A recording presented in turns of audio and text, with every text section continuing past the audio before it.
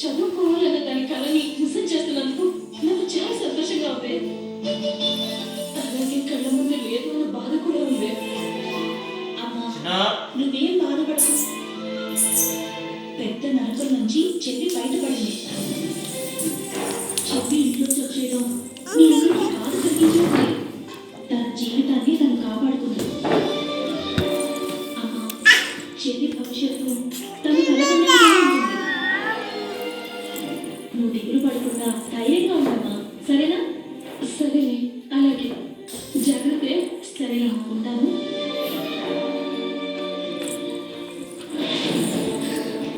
బాదుకున్నట్టు బాధపడిపోయావు మంత్రాలేంటి ఈ నాటకాలేంటి?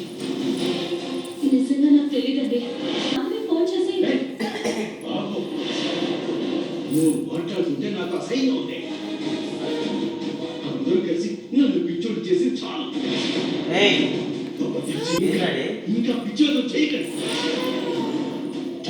నిలబెట్టడం చేత కాదని